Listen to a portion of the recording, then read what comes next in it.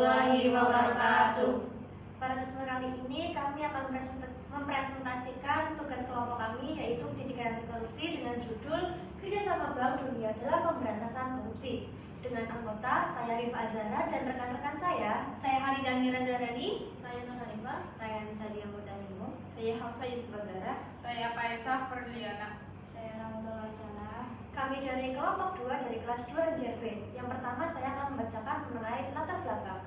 Setelah tahun 1997, tingkat korupsi di suatu negara menjadi salah satu pertimbangan atau prakondisi dari Bank Dunia, baik World Bank maupun IMF, dalam memberikan pinjaman untuk negara-negara berkembang. Oleh sebab itu, World Bank Institute mengembangkan program bernama Anti-Corruption Care Program yang bertujuan untuk menanamkan kesadaran mengenai korupsi, pentingnya keterlibatan masyarakat sipil untuk mencegah dan memberantas korupsi, termasuk menyediakan sarana bagi negara-negara berkembang untuk mengembangkan rencana aksi nasional untuk memberantas korupsi. Bank Dunia menyatakan bahwa pendekatan untuk melaksanakan program anti korupsi dibedakan menjadi dua, yaitu pendekatan dari bawah ke atas bottom up dan pendekatan dari atas ke bawah yaitu top down. Selanjutnya, rumusan masalah. Yang pertama, apa saja bentuk kerjasama antar Bank Dunia dan negara-negara dalam pemberantasan korupsi? Yang kedua, apa saja keuntungan yang diperoleh suatu negara melalui kerjasama dengan Bank Dunia dalam upaya pemberantasan korupsi? Dengan tujuan, yang pertama untuk menjelaskan bentuk kerjasama internasional melalui Bank Dunia dalam upaya pemberantasan korupsi. Yang kedua, menguraikan keuntungan dari kerjasama tersebut khususnya bagi negara berkembang seperti Indonesia.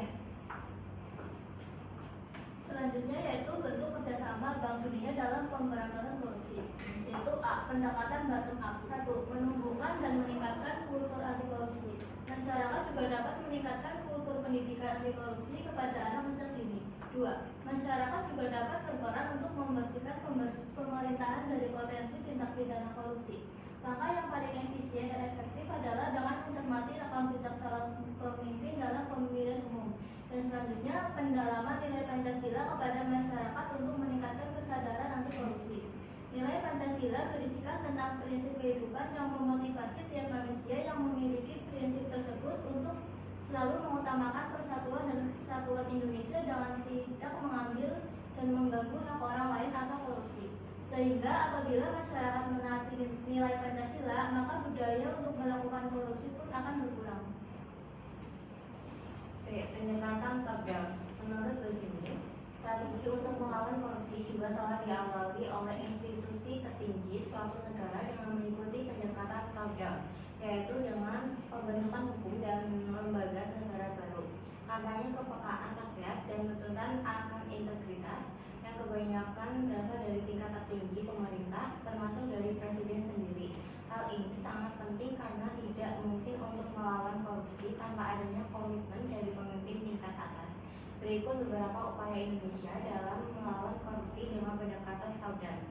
1. Pembentukan Komisi Pemberantasan Korupsi atau KPK sebagai suatu lembaga anti korupsi yang independen dan efektif. Kedua, reformasi birokrasi di berbagai lembaga negara.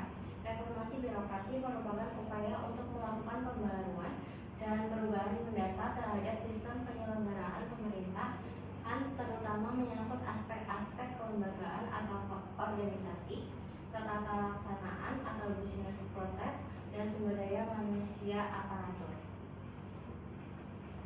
Selanjutnya, keuntungan yang diperoleh. Keuntungan yang diperoleh suatu negara melalui kerjasama dengan Bank Dunia dalam upaya pemberantasan korupsi. Kerjasama dengan Bank Dunia adalah upaya pemberantasan korupsi memberikan berbagai keuntungan bagi suatu negara. Selain akses ke sumber daya finansial dan teknis, negara juga dapat meningkatkan kebijakan dan regulasi yang lebih baik untuk mencegah korupsi.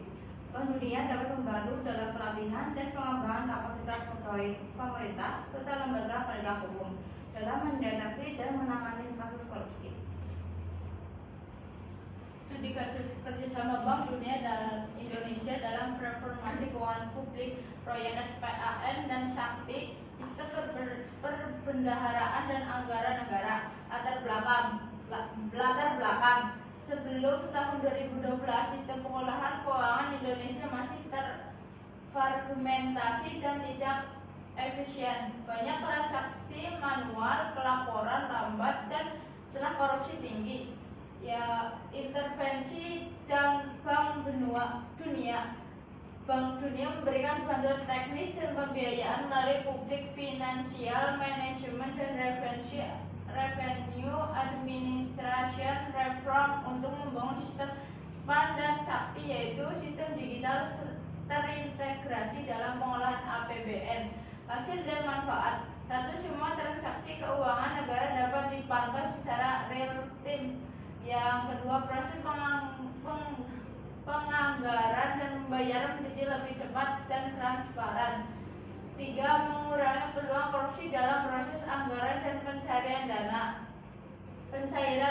Yang keempat, Indonesia mendapat pengakuan sebagai negara berkembang yang berhasil melakukan modernisasi sistem keuangan publik. Kesimpulan studi kasus: kerjasama dengan Bank Dunia mendorong transformasi digital yang mengurangi peluang korupsi dalam mengelola anggaran negara. Ini menunjukkan bahwa pendekatan teknis yang didukung lembaga internasional bisa berdampak signifikan.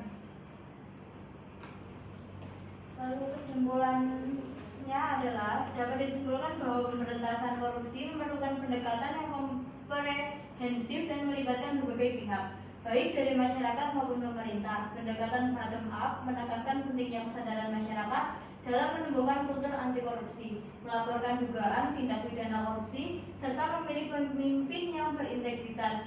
Sementara itu, pendekatan top down menekankan peran pemerintah dalam menciptakan kebijakan dan lembaga yang mendukung pemberantasan korupsi, seperti halnya pembentukan Komisi Pemberantasan Korupsi atau KPK dan reformasi birokrasi.